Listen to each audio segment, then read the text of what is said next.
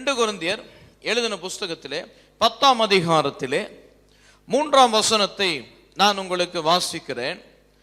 நாங்கள் மாம்சத்தில் நடக்கிறவர்களாய் இருந்தும் மாம்சத்தின்படி போர் செய்கிறவர் அல்ல.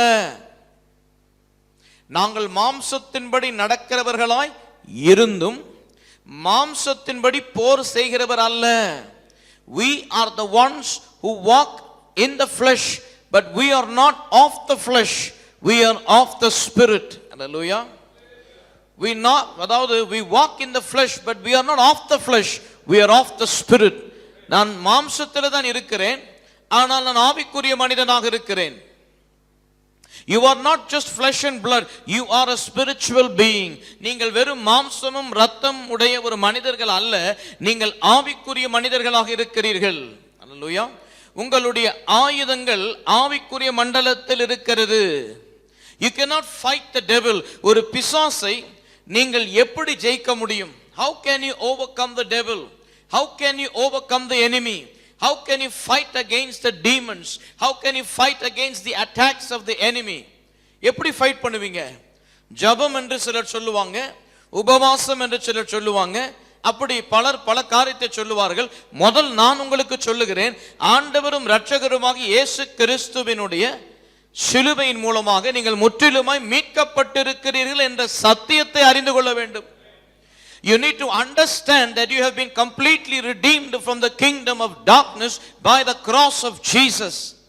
இயேசு கிறிஸ்துவினுடைய சிலுவையின் மூலமாக, சிலுவை மரணத்தின் மூலமாக, அவருடைய உயிர்த்தெழுதல் மூலமாக நீங்கள் முற்றிலும் பிசாசின் பிடியிலிருந்து விலக்கப்பட்டிருக்கிறீர்கள், விடுதலையாக்கப்பட்டிருக்கிறீர்கள். முற்றிலும் அதிலிருந்து நீங்கள் வெளியே வந்துட்டீங்க. இதை நான் சொல்லல, வேதம் சொல்லுகிறது. கொலோசியருக்கு எழுதின புஸ்தகம், கொலோசியருக்கு எழுதின புஸ்தகம் 1ஆம் அதிகாரம் 13ஆம் வசனத்தை நீங்கள் வாசித்து பார்க்கும் பொழுது வேதம் அங்கே நமக்கு இப்படியாக சொல்லுகிறது. இருளின் அதிகாரத்தினின்று நம்மை விடுதலையாக்கி தமது அன்பின் குமாரனுடைய ராஜ்யத்திற்கு உட்படுத்தினவருமாய் இருக்கிற பிதாவை ஸ்தோத்தரிக்கிறோம். அல்லேலூயா. பாருங்க, இருளின் அதிகாரத்தினின்று நம்மை விடுதலையாக்கி தமது அன்பின் குமாரனுடைய ராஜ்யத்திற்கு உட்படுத்தினவருமாய் இருக்கிற பிதாவை ஸ்தோத்தரிக்கிறோம். அப்ப நாம் இருளின் ராஜ்யத்திலிருந்து வெளியே கொண்டு வரப்பட்டிருக்கிறோம். We no longer belong to the kingdom of darkness. We belong to the kingdom of his son. We belong to the kingdom of Jesus. We belong to the kingdom of light. அப்ப சொல்லுங்க, எனக்கும் டார்க்னஸ்க்கு எந்த சம்பந்தம் அல்ல. இயேசு கிறிஸ்து கல்வாரி சிலுவையிலே தன் இரத்தத்தை சிந்தி என்னை மீட்டெடுத்து என்னை இன்றைக்கு அவர் ராஜ்யத்திற்கு இழுத்து கொண்டார். நான் இருளின் ராஜ்யத்திலே இல்லை, இன்றைக்கு அந்த ராஜ்யத்திலிருந்து நான் வெளியே வந்து விட்டேன். அந்த ராஜ்யம் என்னை கட்டி வைக்க முடியாது, அந்த ராஜ்யம் என்னை கொடுமைப்படுத்த முடியாது, அந்த ராஜ்யம் என்னை சிறைப்படுத்த முடியாது. அந்த ராஜ்யத்திலிருந்து நான் விடுபட்டவனாக இருக்கிறேன். இந்த சத்தியத்தை முதலாவது நீங்கள் பூரணமாக புரிந்து கொள்ள வேண்டும். If you should be a holy terror to the kingdom of darkness, இருளின் ராஜ்யத்திற்கு ஒரு மிகப்பெரிய சவாலாக நீங்கள் இருக்க வேண்டும் என்றால், அந்த ராஜ்யம் உங்களை பார்த்து ஓட வேண்டும் என்றால், நீங்கள் இந்த சத்தியத்தை ஆழமாக உங்கள் உள்ளத்திலே விதைத்துக் கொள்ள வேண்டும். You need to have a clear understanding about the scripture. Hallelujah. அதே போல you should know that you cannot fight a spiritual army with a fleshly weapon. ஆவிக்குரிய மண்டலத்திலே உருவாய் இருக்கிற யுத்தத்தை மாம்ச மண்டலத்திலிருந்து உங்களால் என்ன பண்ண முடியாது? யுத்தம் செய்ய முடியாது. உங்களிடத்தில் இருக்கிற ஆயுதங்களை வைத்து மாம்சத்தில் இருக்கிறவர்களை நீங்கள் தாக்கலாம், மாம்சத்தில் இருக்கிறவர்களோடு நீங்கள் போர் செய்யலாம். ஆனால் ஆவிக்குரிய மண்டலத்தில் இருக்கிறவர்களோடு எப்படி போர் செய்வீர்கள்? உங்களை போல சரீரம் இருக்கிறவனோடு நீங்க சண்டை போடுவீங்க, சரீரமே இல்லாதவனோடு எப்படி சண்டை போடுவீங்க? ஹலோ. இப்ப உங்களுடைய எதிரியும் என்னுடைய எதிரியும் பிசாசு. அவனுக்கு சரீரமே இல்லை, அவன் சரீரம் இல்லாம ஆவியின் மண்டலத்தில் இருக்கிறான். உங்களால முதல்ல அவனை பார்க்கவே முடியாது. உங்களால ஃபர்ஸ்ட் அவன் எங்க இருக்கிறான், என்ன பண்றான் புரியவே புரியாது. நீங்க இக்னரண்டா இருக்கும் பொழுது உங்களை வந்து அட்டாக் பண்ணுவான். நீங்க வந்துட்டு ஒண்ணுமே தெரியாத நிலைமையில் இருக்கும் பொழுது உங்களை வந்து அட்டாக் பண்ணுவான். உங்களுக்கு ஃபர்ஸ்ட் யாருன்னா வந்தாதான் நீங்க உங்களை தற்காப்பு கொள்ளுவீங்க. உங்கள் ஆயுதங்களை வைத்து வரதே தெரியாது, தாக்குறதே தெரியாது, உங்களுக்கு எதிரே பண்ற சூழ்ச்சியே தெரியாது. எப்படி நீங்கள் காப்பாற்றப்படுவீர்கள்? ஆமென். So you are fighting a person who has no body. You are not fighting a human, you are fighting a demon. Hallelujah. டீமனுக்கு ஹியூமனுக்கு டிஃபரன்ஸ் இருக்கு. ஹியூமனுக்கு பாடி இருக்கு, டீமனுக்கு பாடி கிடையாது. ஆமென். ஹியூமனுக்கு ஒரு பாடி இருக்கு, ஸ்பிரிட்டும் இருக்கு. டீமன்ஸ்க்கு பாடி இல்ல, வெறும் ஸ்பிரிட் தான் இருக்கு. அப்ப ஆவியின் மண்டலத்தில் என்ன பண்ணுது? கிரியை செய்கிறது. அப்ப எப்படி அதை எதிர்ப்பீங்க? அதுக்காக தான் ஆண்டவர் உங்களுக்கு ஆவிக்குரிய ஆயுதங்களை கொடுத்திருக்கிறார். ஆகவே தான் வேதம் சொல்லுகிறது, எபேசியர் 6ஆம் அதிகாரத்திலே ஆவிக்குரிய போராயுதங்களை கொடுத்திருக்கிறார். ரட்சிப்பின் தலைச்சீராவை கொடுத்திருக்கிறார். நீதியின் மார்க்கவசத்தை கொடுத்திருக்கிறார். சத்தியம் என்னும் கச்சை கொடுத்திருக்கிறார். ஆமென். விசுவாச கேடகத்தை கொடுத்திருக்கிறார். சுவிசேஷ பாதரட்சை கொடுத்திருக்கிறார். ஆவிக்குரிய பட்டயமாகிய தேவனுடைய வார்த்தை கொடுத்திருக்கிறார். இப்படிப்பட்ட போராயுதத்தை நீங்கள் உங்கள் மீது தரிப்பித்துக் கொண்டுதான் இந்த யுத்தத்தை செய்ய முடியுமே தவிர்த்து உங்களாலே மாம்சத்திலே நின்று ஆவியின் மண்டலத்தில் இருக்கிற பிசாசை ஒண்ணுமே செய்ய முடியாது. ஆமென். மன்னிக்கவும், இப்படி சொல்றது இருக்கு. ஆகவே தான் இன்றைக்கு அநேகர் எப்படி பிரச்சனை வந்ததுன்னு தெரியல, எப்படி போராட்டம் வந்ததுன்னு தெரியல, எப்படி வியாதி வந்ததுன்னு தெரியல, எப்படி இந்த மாதிரி ஒரு தாக்குதல் நடக்குதுன்னு தெரியல, என்ன செய்யறதுன்னு தெரியல. உங்களுக்குன்னா கொஞ்சம் புரியுது, சிலருக்கு புரிய கூட மாட்டேங்குது. போய் டாக்டர் வீட்டுக்கு போய் மாத்திரை வாங்கிட்டு உட்காந்துருக்கிறாங்க.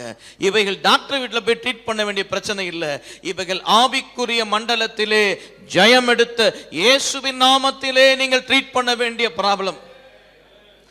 This warfare is not in the physical realm, not in the doctor house. This warfare is in the spiritual realm. It's in the prayer house.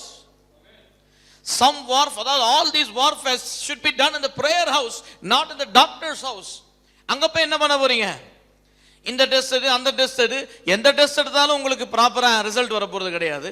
இல்ல எந்த டெஸ்ட் எடுத்தாலும் எல்லா ரிசல்ட் நார்மலா இருக்க போகுது. டாக்டருக்கே புரியாது. ஏதோ ஒரு மருந்து எழுதி கொடுத்துட்டு போயிட்டு வாப்பான்ட்டு. திருப்பி அதே பிரச்சனைக்கு போனீங்கன்னா உங்களுக்கு ஏதோ மனதில் கொஞ்சம் பிரச்சனைன்னு சொல்லி மன அழுத்தத்தில் இவர் மைண்டு கொஞ்சம் கொலாப்ஸ் ஆகிட்டு இருக்கு போல, அதனால கொஞ்சம் மைண்டு ரெஸ்ட் வேணும்னு சொல்லி நல்லா தூங்குங்கன்னு சொல்லி தூக்க மாத்திரை எழுதி கொடுப்பாரு. திருப்பி போனீங்கன்னா அவரை பிடிச்சி அட்மிட் பண்ணுங்கன்னு வரு. விளங்குதா உங்களுக்கு? ஏன்னா அவங்களுக்கே புரியாது ஒரு காரியம். we are spiritual beings, we have a warfare in the spirit. If you have to fight the warfare in the spirit, you need the spiritual weapon. இந்த ஆவிக்குரிய ஆயுதத்தை நீங்கள் தரித்துக் கொள்ள வேண்டியது மிக அவசியமாக இருக்கிறது. அல்லேலூயா. கர்த்தருடைய நாமம் மகிமைப்படுவதாக. சோ எப்படி இந்த ஆவிக்குரிய யுத்தத்தை செய்ய போறீங்க? ஆவிக்குரிய ஆயுதத்தினாலே. அல்லேலூயா. கலாத்தியருக்கு எழுதின புஸ்தகம், வேதத்திலே அருமையான அப்போஸ்தலனாகிய பவுலை குறித்து நாம் பார்ப்போம். கலாத்தியர் எழுதின புஸ்தகம் 6ஆம் அதிகாரம் 17ஆம் வசனத்தை வாசிக்கிறேன். இனிமேல் ஒருவனும் எனக்கு வருத்தம் உண்டாக்காதிருப்பானாக. கர்த்தராகிய இயேசுவினுடைய அச்சடையாளங்களை நான் என் சரீரத்திலே தரித்து கொண்டிருக்கிறேன். என்ன சொல்ல வராரு? என் சரீரத்திலே பல காயங்களை சுமந்து கொண்டிருக்கிறேன். அதான் சொல்றாரு, இயேசு கிறிஸ்துவினுடைய அச்சடையாளங்களை நான் என் சரீரத்திலே தரித்து கொண்டிருக்கிறேன். ஆமென். திருப்போம் 2 கொரிந்தியருக்கு எழுதின புஸ்தகம் 11ஆம் அதிகாரத்துக்கு திருப்பிக் கொள்வோம். 23ஆம் வசனத்திலிருந்து வாசிக்கிறேன் பாருங்க. அவர்கள் கிறிஸ்துவின் ஊழியக்காரரா? நான் அதிகம் புத்திமானாய் பேசுகிறேன். நான் அதிகமாய் பிரயாசப்பட்டவன், அதிகமாய் அடிப்பட்டவன். கவனிக்கிறீங்களா? அதிகமாய் அடிப்பட்டவன், அதிகமாய் காவல்களில் வைக்கப்பட்டவன், அநேக தரம் மரண அவதியில் அகப்பட்டவன். யூதர்களால் ஒன்று குறைய சொல்லுங்க. யூதர்களால் இந்த மனிதர்களால் ஒன்று குறைய 40 அடியாக 5 தரம் அடிப்பட்டேன். 3 தரம் மிலாறுகளால் அடிப்பட்டேன். 1 தரம் கல்லறை உண்டேன். 3 தரம் கப்பர் சேதத்தில் இருந்தேன். கடலிலே ஒரு ராப்பகல் முழுவதும் போக்கினேன். இப்ப பவுல் அவருடைய பிரச்சனை எல்லாம் சொல்றாரு. இவ்வளவு அடி வாங்கி இருக்கிறாரு, இவ்வளவு காயங்கள் ஏற்பட்டிருக்கிறது, இவ்வளவு கப்பர் சேதம் ஏற்பட்டிருக்கிறது. யூதர்கள் இவ்வளவு பிரச்சனை அவர்களுக்கு எதிராக உண்டாக்கி இருக்கிறார். The Jews have created all this problem to Paul. யாருங்க இந்த பிரச்சனை பவுலுக்கு உருவாக்கினது? யூதர்கள் இந்த பிரச்சனை பவுலுக்கு எதிரே உண்டாக்கி இருக்கிறார். இப்ப பவுல் இதை எப்படி பார்க்கிறார்? பவுல் இதை யூதர்கள் அவர்களுக்கு பிரச்சனை உண்டாக்கினதை போல பார்க்கல. இப்ப யூதர்கள் பிரச்சனை உண்டாக்கினார்கள். இப்ப யூதர்களை போய் சண்டை போட முடியுமா? யூதர்களை போய் நீ என்ன அடிச்ச, நான் உன்னை திருப்பி அடிப்பேன்னு சொல்ல முடியுமா? எல்லா பிரச்சனையும் பின்பதாக காரணமா இருக்கிறது பிசாசானவன். அவன் தான் ஏவி விடுகிறான். இந்த யூதர்களை பவுலுக்கு எதிரே ஏவி விட்டவன் அவன். அப்ப பவுல் வாங்கின அடி, பவுல் பட்ட பாடு, பவுல் சுமந்த காயங்கள், பவுல் கடந்து போன உபத்திரவங்கள், அது பிசாசானவனால் அவனுக்கு எதிராக மக்களினாலே ஏவப்பட்டது. It is artificially created by the devil. அப்ப பவுலுக்கு நல்லாவே தெரியும் who is the problem maker. யார் இந்த பிரச்சனைக்கெல்லாம் காரணம், யார் இவனை இவ்வளவு அடி வாங்க வைக்கிறது, யார் இவ்வளவு எரிச்சலா இருக்கிறது, யார் இவ்வளவு எதிர்த்து செயல்படுகிறது, யார் பவுலை ஒன்றில்லாம செஞ்சுன்னு செயல்படுகிறது என்றால் யூதர்கள் அல்ல, பிசாசானவன் யூதர்களை பயன்படுத்துகிறான். இன்றைக்கும் உங்களுடைய வாழ்க்கையில் நீங்கள் சோர்ந்து போகத்தக்க பிசாசானவன் பலரை பயன்படுத்துவான். நீங்க அந்த நபரை பார்க்க கூடாது. பொதுவாக நம்ம எதிர்த்து வருகிறவர்களை நாம் பார்ப்போம். ஆனால் அவர்களல்ல பிரச்சனை. அவர்களுக்கு பின்பதாக நம்மை சோர்ந்து போக பண்ணும்படி, நம்மை ஒன்றுமில்லாமல் ஆக்கும்படி, கர்த்தரை விட்டு நாம் விலகும்படி, இவ்வளவு ஜபம் பண்ணோமே, இவ்வளவு பிரயாசப்பட்டோமே, இவ்வளவோ உபவாசம் செஞ்சோமே, இந்த வார்த்தையை நீங்க பேசணும், அதான் உனக்கு பிடிக்கும். ஆமென். இவ்வளவு உண்மையா இருந்தேனே, இவ்வளவு ஆலயத்துக்கு வந்தேனே, இவ்வளவு தசம பாகத்தை கொடுத்தேனே, இவ்வளவு ஊழியத்தை செஞ்சேனே, எனக்கு ஆண்டவர் இப்படி, இந்த வார்த்தையை நீங்க பேசணும். இதுதான் பிசாசு காத்து கொண்டிருக்கிறான். மனிதர்களை ஏவி, மனிதர்களை உங்களுக்கு எதிரே எழுப்பி, உங்களை சோர்வாக்கி, நீங்கள் தேவனை எதிர்த்து தூஷணம் பேசணும். You have to speak blasphemy against God. இதுதான் பிசாசின் திட்டம். ஆமென். ஆகவேதான் வேதம் சொல்லுகிறது know your enemy. உன் எதிரி யாருன்னு தெரிஞ்சுக்கோ. உன் எதிரி மனிதன் அல்ல, உன் எதிரி கடவுளும் அல்ல, உன் எதிரி பிசாசானவன். எதிலையோ போய் உன்னை சிக்க விட்டு, எதிலையோ போய் உன்னை கஷ்டப்படுத்தி, உனக்கு வந்துட்டு லாஸ் ஆக வச்சு, உன் இருதயத்தில் இருக்கிற சந்தோஷத்தை எல்லாம் எடுத்து எதையோ ஒரு பிரச்சனையை கொடுக்க பார்க்கிறான். அப்ப நீங்கள் யார் என்று நீங்கள் அறிந்து கொண்டு, உங்கள் தேவன் யார் என்று நீங்கள் அறிந்து கொண்டு, உங்களை எதிர்த்து வருகிற சத்துருவானவன் இவன் தான் இதுக்கெல்லாம் காரணம் என்று நீங்கள் அறிந்து கொண்டால் ஈஸியா ஜெயிச்சிடலாம். ஆமென். சொல்லுங்க, ஈஸியா ஜெயிச்சிடலாம். உங்கள் யுத்தத்தை நீங்கள் ஈஸியா ஜெயிச்சிடலாம். இன்னும் ஒரே ஒரு வசனத்தை வாசிக்கிறீங்க, நல்லா புரிஞ்சுக்குவீங்க. 1 கொரிந்தியர் 15ஆம் அதிகாரம் 32ஆம் வசனம். நான் எபேசுவிலே துஷ்ட மிருகங்களுடனே போராடினேன் என்று மனுஷர் வழக்கமாய் சொல்லுகிறேன். என்ன சொல்றாருங்க பவுல்? எபேசியரிலே, எபேசு பட்டணத்திலே துஷ்ட மிருகத்தோடு நான் போராடினேன். அவர் சிங்கத்தோட போராடினாரு, இல்ல கரடியோட போராடினாரா, இல்ல புலியோட போராடினாரா, இல்ல யானையோட போராடினாரா? துஷ்ட மிருகம், வைல்டு பீஸ்ட் என்று யார சொல்றாரு? இந்த பிசாசானவன் அங்க எபேசு பட்டணத்தில் இருக்கிற மக்களை பவுலுக்கு எதிரே எழுப்பிட்டான். ஏன்னா பவுல் இங்கே ஊழியத்தை நிறைவேற்றக்கூடாது, பவுல் இங்கே ஆலயத்தில் பிரசங்கிக்க கூடாது, பவுல் மூலமா அங்க ஒரு பெரிய எழுப்புதல் வந்துவிடக் கூடாது என்று துஷ்ட மிருகங்களை போல சத்துருக்கள் மனிதர்களை எழுப்பி பவுலுக்கு எதிரே புறப்பட்டு வருகிறார்கள். விளங்குதா உங்களுக்கு? அப்ப பிரச்சனை எபேசு பட்டணத்தில் இருந்த மக்கள் அல்ல, பிரச்சனை அந்த துஷ்ட மிருகத்தன்மை கொண்டு செயல்பட்ட மனுஷர்கள் அல்ல, அதற்கு பின்பதாய் செயல்பட்ட சத்துருவானவன். ஆகவேதான் வேதம் சொல்லுகிறது, முதலாவது பலவானை கட்டி போட்டுட்டு வேலையை நடப்பீங்கன்றாரு. அதாவது வேதம் சொல்லுகிறது, மத்தேயு 18ஆம் அதிகாரம் 18ஆம் வசனம் சொல்லுகிறது, பூலோகத்திலே நீ எவைகளை கட்டுவாயோ பரலோகத்திலே அவைகள் கட்டப்படும், பூலோகத்திலே நீ எவைகளை கட்டவிழ்ப்பாயோ பரலோகத்திலே அவைகள் கட்டவிழ்க்கப்படும். நீ கட்டுகிறது கட்டப்படும், கட்டவிழ்ப்பது கட்டவிழ்க்கப்படும். whatever you bind on earth will be bound in heaven, whatever you loose on earth will be loosed in heaven. அப்ப இந்த சத்தியத்தை நீங்க தெரிஞ்சு வச்சுக்கணும். ஆமென். நான் ஏற்கனவே உங்களுக்கு ஒரு கதையை சொல்லியிருக்கிறேன், அநேக முறை இந்த கதையை சொல்லியிருக்கிறேன். டெரி மைஸ் என்று சொல்லி ஒரு தேவனுடைய ஊழியர் புஸ்தகத்தை படித்தேன். அந்த ஃபுல் புஸ்தகமே 200 பேஜ் புஸ்தகம் நினைக்கிறேன், சரியா தெரியல எத்தனை பக்கம் உண்டு. அந்த முழு புஸ்தகத்திலே என்ன எழுதியிருக்குதுன்னா, ஒரு எக்ஸ்பீரியன்ஸை பத்தி ஷேர் பண்ணியிருக்கிறாரு. ஊழியத்தை முடித்துட்டு வாகனத்திலே வருகிறார். வாகனத்திலே வரும்பொழுது எதிர்த்து ஒரு திருடன் அவரை நடு ரோட்ல காரை மடக்கி நிப்பாட்டி உன்கிட்ட இருக்கிற காசெல்லாம் எடுத்து எனக்கு கொடுத்துட்டு போன்னு சொல்றான். இவரு பார்த்து, என்கிட்ட ஒரு காசும் இல்லை உனக்கு கொடுக்கறதுக்கு, என்னை தயவு செய்து விட்டுடுன்னு சொல்ற. இல்ல விடலாம் முடியாது, உன் ஷர்ட் பேண்ட்டை கைட்டுன்னு சொல்றான். உன் ஷூவை கைட்டு, கோட்டை கைட்டு, எல்லாத்தையும் கைட்டு கொடுத்துட்டு போ. இல்ல அதெல்லாம் கைட்ட முடியாது, என்கிட்ட இருக்கிறதே 1-2 தான், ஊழியத்துக்கு நான் இதை தான் வச்சிருக்கிறேன், அதையும் கைட்டு உன்கிட்ட கொடுத்து நான் என்னப்பா பண்றது அப்படி என்று அவன் சொல்ல, அவன் வந்துட்டு தடால் என்று அவன் பாக்கெட்ல இருக்கிற கன்னத்தை நெத்தியில வச்சுட்டான். ஏன்னா வெளிநாட்டில் பொதுவாக எல்லாரும் கன் வச்சிருப்பாங்க, அது லைசன்ஸ் எல்லாருக்கும் இருக்கு, கடையிலே போய் வாங்கிக்கலாம். நீங்களும் வெளிநாட்டில், நீங்களும் அமெரிக்கா போல தேசத்தில் இருந்தீங்கன்னா உங்கள் லைசன்ஸை வச்சு உங்கள் வயசு அபவ் 18 இயர்ஸ் இருக்கும், அதை வச்சு ஈஸியாக நீங்களும் ஒரு கன்று வச்சுக்கலாம். உங்களுக்கு சேஃப்டிக்கு நீங்கள் வச்சுக்கலாம் கன்று, நோ ப்ராப்ளம். ஸோ டக்குன்னு கன் எடுத்து நெத்தியில் வச்சுட்டாரு. நெத்தியில் எடுத்து வச்சோன்னே என்ன பண்ணுறதுன்னு தெரியல இந்த ஊழியக்காரனுக்கு. ஒரே பயந்துட்டாரு.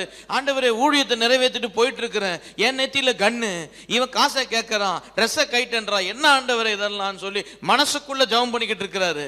கர்த்தர் சொன்னாரு, நீ எதை பூமியிலே கட்டுவாயோ அது பரலோகத்திலே கட்டப்படும், நீ எதை பூமியிலே கட்டவிழ்ப்பாயோ பரலோகத்திலே அது கட்டவிழ்க்கப்படும் என்று உனக்கு தெரியாதோ. உடனே சொன்னார், இயேசுவின் நாமத்தில் இந்த மனிதனுக்கு பின்பதாய் செயல்படுகிற பொல்லாத ஆவியை உன்னை கட்டுறேன்னாரு. I bind the spirit that is working through this man. இன்னும் ஸ்ட்ராங்கா பேசனானா, என்ன பேசுற, ஒழுங்கா ட்ரெஸ்ஸை கைட்டி கொடுத்துட்டு போயிட்டே இருந்தானா.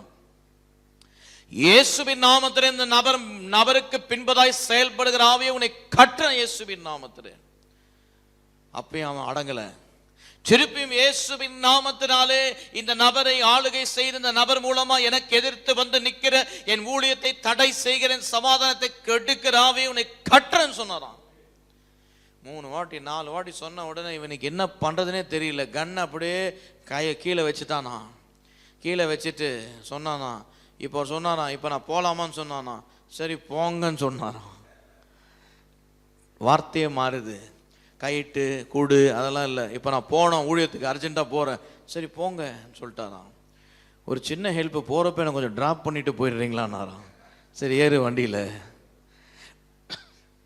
வண்டியில் ஏறி அவர் எங்கே போனோமோ, திருட வந்தான் பாருங்க, திருட வந்தவன் கொலகாரனாக கூட மாறிட்டான், அந்த லெவலுக்கு ஆயிடுச்சு அது.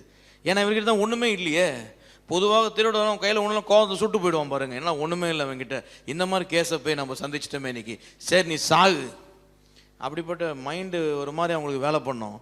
ஆனால் கர்த்தர் இரக்கமாக என்ன பண்ணிட்டாரு, கொலை பண்ண வந்தவன், திருட வந்தவனை இவர் டிராப் பண்ணிட்டு போயிட்டாரு. அல்லேலூயா. எத்தனை பேர் இருக்கிறீங்க? நீ பூமியிலே கட்டுகிறது பரலோகத்திலே கட்டப்படும், பூமியிலே கட்டவிழ்ப்பது பரலோகத்திலே கட்டவிழ்க்கப்படும். You have the authority. இப்ப அவருக்கு தெரியும் எது இந்த நபர் பின்பதாய் செயல்படுது. ஆகவே அவர் என்ன பண்ணிட்டாரு, கடிந்து கொண்டார். நம்ம இருந்தா என்ன பண்ணுவோம், முழங்கால் போட்டு எனக்கு பிள்ளைகள் இருக்காங்க, எனக்கு மனைவி இருக்கிறாங்க, எனக்கு எவ்வளோ கமிட்மெண்ட்ஸ் இருக்கு, நீ என்ன வேணா நான் கொடுத்துட்றேன், வீட்டுக்கு கூடவே வா, நான் வீட்டில இருந்து எடுத்து கொடுத்துட்றேன், உன் நம்பரை கொடு, உன் அட்ரஸை கொடு, என்னென்னத்தையோ பேசியிருப்போம். ஆமென். நிச்சயமா கொடுத்துட்றேன், டைமை கொடு, நீ கேட்கறதெல்லாம் கொடுத்துட்றேன்னு உளறி இருப்போம். ஆனா இவர் உன்னை கட்டுறேன்ட்டாரு. அதை சொல்ல தைரியம் இருக்கா உங்களுக்கு? நான் சொல்லுகிறேன், தைரியம் இருக்கான்னா யோசிக்காதீங்க, இருக்கான். அந்த தைரியத்தை, அந்த அதிகாரத்தை உங்களுக்கு தேவன் கொடுத்திருக்கிறார். God has given you that authority. உங்களுக்கு அந்த அதிகாரம் இருக்கு. நீங்க கட்டினால் அது கட்டப்படும், நீங்க நில்லுன்னு சொன்னா அது நிற்கும், நீங்க போன்னு சொன்னா அது போகும். யோசுவா அன்றைக்கு சூரியனையும் சந்திரனையும் கட்டளையிட்டான்.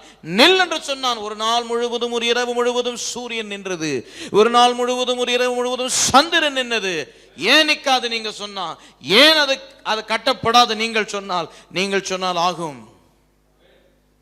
ஆமென்.